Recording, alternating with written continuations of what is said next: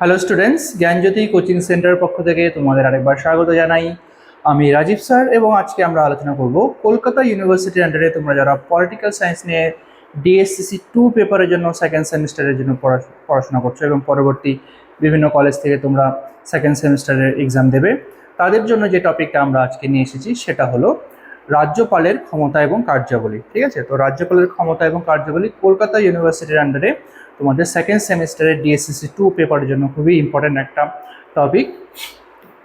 আচ্ছা, তো তোমরা যারা আমাদের চ্যানেলে প্রথম এসেছো বা এখনও আমাদের চ্যানেলটিকে সাবস্ক্রাইব করনি, তারা অবশ্যই চ্যানেলটিকে সাবস্ক্রাইব করো এবং পাশে থাকা বেল আইকনটিকে ক্লিক করে দিও, যাতে আমাদের পরবর্তী ভিডিও নোটিফিকেশন তোমরা খুব সহজেই পেয়ে যেতে পারো। এছাড়া তোমরা যারা অনলাইনে আমাদের সাথে যুক্ত হতে চাও এবং আমাদের থেকে কোর্স পারচেস করতে চাও, তারা অবশ্যই স্ক্রিনে যে দুটো ফোন নাম্বার দেখতে পাচ্ছ, এই দুটো ফোন নাম্বারে আমাদের সাথে সরাসরি যোগাযোগ করে নিতে পারবে। অনলাইনে যে সমস্ত সুযোগ সুবিধাগুলো আমরা তোমাদের জন্য রেখেছি, তোমরা আমাদের এখানে পেয়ে যাবে live classes, recorded classes, high quality notes এবং 100% কমন সাজেশন।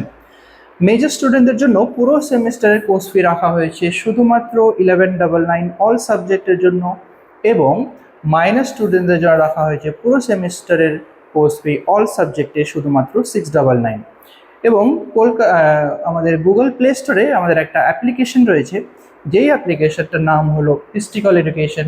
তো এই অ্যাপ্লিকেশনটা ডাউনলোড করেও তোমরা আমাদের সাথে যুক্ত হতে পারো এবং বিভিন্ন যে কোর্সগুলো রয়েছে সেই অ্যাপ্লিকেশনের মধ্যে সেগুলোর অ্যাক্সেস গ্রহণ করতে পারো। এবং কলকাতা ইউনিভার্সিটির আন্ডারে তোমরা যারা পড়াশোনা করছো তাদের জন্য একটু স্পেশাল অফার রয়েছে আমাদের এখানে এই মুহূর্তে, যেটা হলো শুধু যদি তোমরা ₹99 আমাদের এখানে রেজিস্ট্রেশন করো, তাহলে সম্পূর্ণ কোর্স, যেটা মেজর বা মাইনর যাই হোক না কেন, পুরো কোর্সটা তোমরা কিন্তু 50% অফে পেয়ে যাবে। ঠিক আছে, তো এটা শুধুমাত্র কলকাতা ইউনিভার্সিটির আন্ডারে তোমরা যারা পড়াশোনা করছো শুধুমাত্র তাদের জন্য এই অফারটা প্রযোজ্য। আচ্ছা, চলো এবার মেইন যে টপিকটা আছে তোমাদের সেটা শুরু করা যাক, যে রাজ্যপালের ক্ষমতা এবং কার্যাবলী কি রয়েছে। দেখো, ভারতের কেন্দ্র রাজ্য সম্পর্কের কাঠামো, রাজ্যপাল এক অত্যন্ত গুরুত্বপূর্ণ এবং দ্বৈত ভূমিকা পালনকারী পদ। ঠিক আছে, কেন্দ্র এবং রাজ্যের মধ্যে যে সম্পর্ক সাধিত হয় সেই ক্ষেত্রে কিন্তু রাজ্যপাল খুবই গুরুত্বপূর্ণ ভূমিকা পালন করে থাকে। তিনি একাধারে রাজ্যের নিয়মতান্ত্রিক প্রধান এবং অন্যদিকে রাজ্যের কেন্দ্রেরও প্রতিনিধি। ঠিক আছে, প্রত্যেকটি রাজ্যের রাজ্যপাল হচ্ছে সেই রাজ্যের নিয়মতান্ত্রিক প্রধান হিসেবে তাকে ধরা হয়ে থাকে, এবং কেন্দ্র থেকে রাজ্য থেকে কেন্দ্রের মধ্যে প্রতিনিধি আমরা করে থাকি, সেই প্রতিনিধি হিসেবে কিন্তু রাজ্যপাল কাজ করে থাকেন। আচ্ছা, এখানে রাজ্যপালের কার্যাবলীর মধ্যে প্রথম যে কাজটা আমাদের এখানে রয়েছে সেটা হলো রাজ্যপালের শাসন সংক্রান্ত কাজ। তো শাসন সংক্রান্ত কাজগুলো কি কি করে থাকে রাজ্যপাল, দেখো, তো এখানে প্রথম এখানে বলা হয়েছে রাজ্যের প্রধান হিসেবে রাজ্যপালের কি ক্ষমতা রয়েছে। রাজ্যের সমস্ত শাসন কার্য রাজ্যপালের নামে পরিচালিত হয়ে থাকে, যেটা হচ্ছে ধারা 166 নং ধারা হিসেবে বলা হয়েছে যে রাজ্যের যত সমস্ত শাসন কার্য কাজ থাকে, ঠিক আছে, সমস্ত কাজ কিন্তু রাজ্যপালের নামেই করা হয়ে থাকে। নিয়োগ সংক্রান্ত ক্ষমতা, রাজ্যপাল রাজ্যের মুখ্যমন্ত্রীকে নিয়োগ করেন এবং মুখ্যমন্ত্রীর পরামর্শক্রমে অন্যান্য মন্ত্রীদের নিয়োগ করে থাকেন। ঠিক আছে, এখানে রাজ্যপাল কি হয়, রাজ্যের মুখ্যমন্ত্রীকে নিয়োগ করে থাকেন এবং মুখ্যমন্ত্রীর সাথে পরামর্শক্রমে বাকি যতগুলো মন্ত্রী রয়েছে প্রত্যেকটা রাজ্যের মধ্যে, সেই মন্ত্রীদেরকে কিন্তু রাজ্যপাল এবং মুখ্যমন্ত্রী পরস্পর পরামর্শক্রমে তাদেরকে নিয়োগ করে থাকেন। এছাড়া তিনি রাজ্যের অ্যাডভোকেট জেনারেল, রাজ্য পাবলিক সার্ভিস কমিশনের সভাপতি এবং সদস্যদের এবং রাজ্য নির্বাচন কমিশনারকে নিয়োগ করে থাকেন। তো এই সমস্ত নিয়োগ সংক্রান্ত ক্ষমতা রাজ্যপালের কাছে দেওয়া হয়েছে এবং রাজ্যপাল হলো মুখ্যমন্ত্রীর সাথে পরামর্শক্রমে বাকি যে সদস্যদের রয়েছে সেই সদস্যদের নির্বাচন করে থাকেন। নেক্সট, বিশ্ববিদ্যালয়ের আচার্য, তিনি পদাধিকার বলে রাজ্যের সমস্ত সরকারি বিশ্ববিদ্যালয়ের আচার্য হিসেবে কাজ করে থাকেন। একটি রাজ্যে যতগুলো বিশ্ববিদ্যালয় রয়েছে প্রত্যেকে বিশ্ববিদ্যালয়ের আচার্য হিসেবে, ঠিক আছে, সরকারি বিশ্ববিদ্যালয়ের আচার্য হিসেবে তিনি ভূমিকা পালন করে থাকেন। এর মতে বিশ্ববিদ্যালয়ের উপাচার্যের নিয়োগ তার ভূমিকা থাকে। ঠিক আছে, উপাচার্যের নিয়োগের ক্ষেত্রে কিন্তু রাজ্যপাল এখানে বিশেষ গুরুত্বপূর্ণ ভূমিকা পালন করে থাকেন। নেক্সট হলো রাষ্ট্রপতির শাসন জারি করা। রাজ্যের সাংবিধানিক অচলাবস্থা দেখা দিলে তিনি সংবিধানের 356 নং ধারা অনুযায়ী রাষ্ট্রপতি শাসন জারির সুপারিশ করতে পারে। তো রাজ্যে যদি কখনো অচলাবস্থার সৃষ্টি হয় তাহলে রাষ্ট্রপতির সাথে পরামর্শক্রমে রাজ্যপাল এখানে রাষ্ট্রপতি শাসন জারি করার ক্ষমতা কিন্তু রাখে। ঠিক আছে। আচ্ছা, নেক্সট যে হয়েছে ক্ষমতাটা রয়েছে সেটা হলো আইন সংক্রান্ত ক্ষমতা। আইন সংক্রান্ত ক্ষমতার মধ্যে প্রথম যেটা ক্ষমতা তিনি ভোগ করে থাকেন সেটা হলো অধিবেশন আহ্বান করা, এবং অধিবেশনকে যদি প্রয়োজন হয় তাহলে সেই অধিবেশনকে কিন্তু তিনি স্থগিত করতে পারেন। রাজ্যপাল রাজ্য আইনসভার বা লেজিসলেটিভ অ্যাসেম্বলি যেটা বলে থাকে সেখানকার অধিবেশন আহ্বান করতে পারেন, স্থগিত করতে পারেন, এবং মুখ্যমন্ত্রীর পরামর্শক্রমে বিধানসভাকে তিনি ভেঙেও দিতে পারেন। তো এই ক্ষমতাটা কিন্তু রাজ্যপালের হাতে দেয়া হয়েছে। নেক্সট হলো বিল অনুমোদন করা। আইনসভায় পাশ হওয়া যে কোনো বিল রাজ্যপালের স্বাক্ষর ছাড়াই আইনে পরিণত হতে পারে না। ঠিক আছে, রাজ্যপালের স্বাক্ষর যদি না থাকে কোনো বিলে তাহলে কিন্তু সেই বিল কখনোই আইনে পরিণত হতে পারবে না। তিনি বিলে সম্মতি দিতে পারেন, বিলটি পুনর্নির্বাচনের জন্য ফেরত পাঠাতে পারেন, অথবা বিলটি রাষ্ট্রপতির বিবেচনার জন্য সংরক্ষণ করতে পারেন।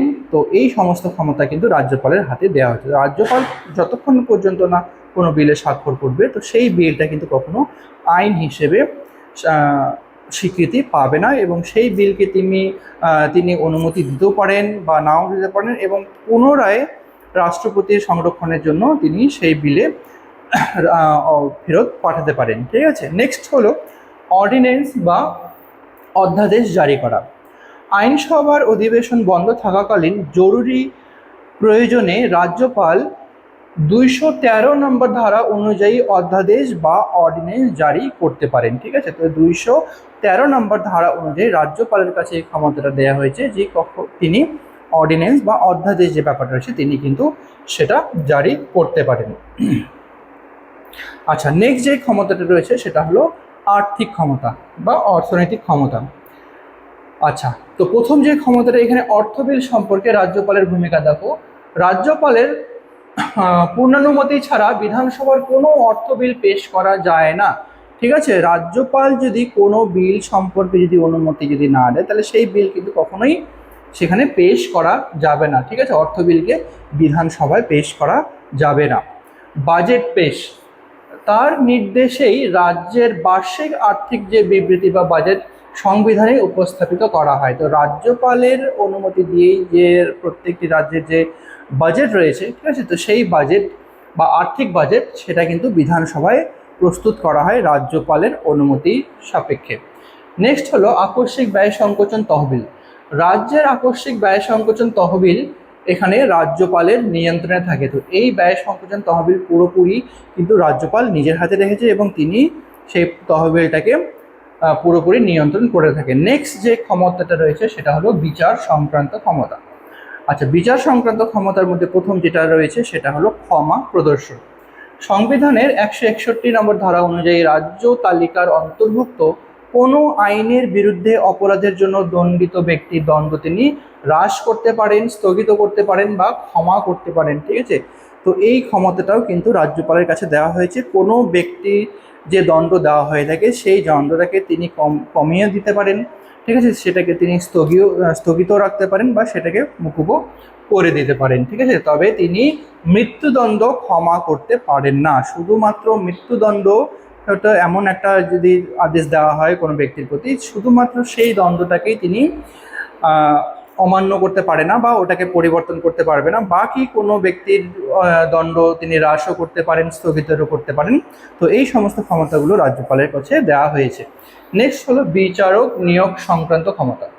হাইকোর্টের বিচারক নিয়োগের সময় রাষ্ট্রপতি রাজ্যপালের সাথে পরামর্শ করে থাকেন। তো কখনো যদি বিচারক নিয়োগ সংক্রান্ত কোনো ব্যাপার থাকে তাহলে রাষ্ট্রপতির সাথে কিন্তু রাজ্যপাল পরামর্শ করে থাকেন। এছাড়া জেলা আদালতের বিচারকদের নিয়োগ এবং পদোন্নতি রাজ্যপালই করে থাকেন। তো প্রত্যেকটি জেলা আদালতের যে সেখানকার আইনজীবীরা রয়েছে তাদের যদি পদোন্নতির ব্যাপারে কোনো পদোন্নতি সংক্রান্ত কোনো থাকে বা নিয়োগ সংক্রান্ত কোনো ব্যাপার থাকে তাহলে সেক্ষেত্রে কিন্তু রাজ্যপাল এই ভূমিকাগুলো পালন করে থাকেন।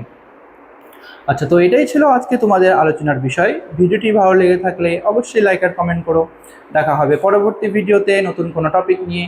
ততক্ষণ পর্যন্ত ভালো থেকো, সুস্থ থেকো।